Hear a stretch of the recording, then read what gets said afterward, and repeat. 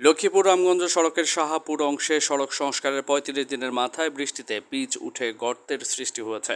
এলাকাবাসীর অভিযোগ, শুরু থেকে সড়কটিতে নিম্নমানের ও প্রয়োজনের চেয়ে কম নির্মাণ সামগ্রী দিয়ে কাজ করার কারণে এমনটি হচ্ছে। জেলা সড়ক ও জনপথ অধিদপ্তর সূত্রে জানা যায়, ২০২৩-২৪ অর্থ বছরে সদর উপজেলার লক্ষ্মীপুর রামগঞ্জ সড়ক সংস্কারের উদ্যোগ নেয় সড়ক ও জনপথ বিভাগ। ১,৫০০ মিটার দীর্ঘ এই সড়ক উন্নয়ন কাজে ব্যয় ধরা হয় ৪৭,৫০,০০০ টাকা। কাজটি বাস্তবায়নের দায়িত্ব পায় ঠিকাদারি প্রতিষ্ঠান মাহের এন্টারপ্রাইজ। সরজমিনে গিয়ে ওই সড়কে দেখা যায়, সড়কটি শাহাপুর অংশের পিচ উঠে বড় বড় গর্তের সৃষ্টি হয়েছে। এছাড়াও সড়কের বিভিন্ন স্থানে ইটের সোলিং এর উপর দিয়ে পিচ ঢালাই দেওয়া হয়। স্থানীয় বাসিন্দারা বলেন, ঠিকাদার সড়কটির কার্পেটিং করার সময় পুরনো নিম্নমানের বিটুমিন ব্যবহার করেছেন। এছাড়াও সড়কটি সংস্কারের সময় সঠিকভাবে রোলিং ও মজবুতীকরণ না করে তড়িঘড়ি করে কাজ শেষ করেছেন। ফলে কয়েকদিন না যেতেই কার্পেটিং উঠে গিয়ে আগের মতো খানাখন্দের সৃষ্টি হয়েছে। সিএনজি অটোরিকশা চালকরা বলেন, ঠিকাদার এখানে কাজে অবহেলা করেছেন, তাই এই রাস্তার কাজ শেষ না হতেই এমন বেহাল অবস্থা হচ্ছে। সরকারের কাছে আবেদন, আমাদের এই রাস্তাটি সঠিকভাবে কাজ করে দেওয়া হোক।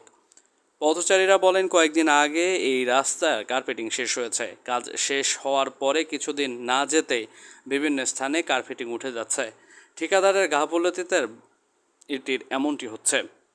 পড়ছে মানে ১ মাসও হয় না এখনো, আর এখনই রাস্তার এই অবস্থা। আর কয়েকদিন পরে তো আবার রাস্তা চলা যাবে না, গাড়ি টাড়ি তো পড়ে সব ভাঙি, মানে গাড়ির অবস্থা খারাপ হবে, প্যাসেঞ্জারের অবস্থা, প্যাসেঞ্জার হয়তো মারাও যেতে পারে।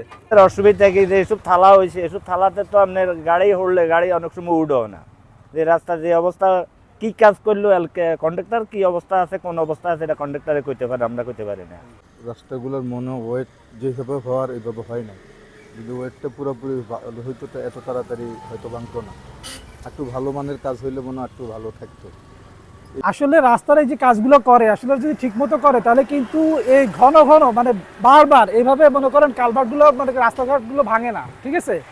কোনো রকমভাবে কাজগুলো করে যায়, তো দেখা গেছে ২ মাস না যেতে কি হয়ে যায়, আবার ভাঙা শুরু হয়ে যায়। এভাবে আরও সামনে আছে, এই পিছনে আছে, এদিকে আছে, যার কারণে অনেক অ্যাক্সিডেন্ট হয়, ঠিক আছে। যদি রাস্তা ভাঙা থাকে, এই কাদা ছিটকে পড়ে অ্যাক্সিডেন্ট হয়, অনেক দুর্ঘটনা ঘটে। ডুবির জন্য রাস্তার অনেক খাতারিত হইলে আর গাড়ি উঠা লাগে না। আমরা এমন দেশে বসবাস করি, রাস্তা ছাড়া মনে করে গাড়ি চালান লাগে, রাস্তার মধ্যে গাড়ি তুই তো আনি যান লাগে। কিছুদিন আগে এটাকে রিপেয়ার করছে, তারপরে এখন আবার ভাঙি গেছে। সঠিকভাবে জিনিসটা করা হয় না, সঠিকভাবে করে জিনিসটা ক্ষতি হতো না। আমাদের এই রাস্তার মাঝখানে কয়দিন পর পর গর্ত হয়ে যায়, এটা ভাঙার কারণে, কালভার্টটা ভাঙার কারণে এটা অনেক নিচে মানে যত কিছু দেওয়া হয় বারবার তলে ডাবা যায়, আর গাড়ি ঘোড়া যায় যাওয়ার সময় অনেক ক্ষতি হয়। এখানে মোড়ের কারণে অনেক সময় অনেক দুর্ঘটনা ঘটে। আমরা এই সড়কের সংস্কার কাজে নিয়োজিত ঠিকাদারি প্রতিষ্ঠানের প্রতিনিধি মনোয়ার হোসেনের সাথে সরাসরি ও একাধিকবার ফোন দিলে প্রথমবার কল ধরলেও এ বিষয়ে কোনো বক্তব্য দেননি। তিনি প্রতিবেদককে এড়িয়ে যান।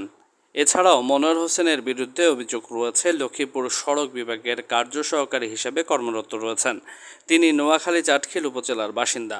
গত ৪ বছরে তিনি অন্তত ২ কোটি টাকার ঠিকাদারি কাজ করে বিল তুলেছেন। তার এই কর্মকাণ্ডে ক্ষুব্ধ লক্ষ্মীপুরের সচেতন মহল। এরকম ব্যবসা করা সরকারি কর্মচারীর আচরণ বিধিমালা ও নিজস্ব চাকরি প্রবিধানমালার সুস্পষ্ট লঙ্ঘন। এই বিষয়টি নিয়ে জানতে চাইলে লক্ষ্মীপুর সড়ক বিভাগের প্রকৌশলী জহিরুল ইসলাম বলেন, আমি সরজমিনে গিয়ে বিষয়টি দেখব এবং যথোপযুক্ত ব্যবস্থা নিব।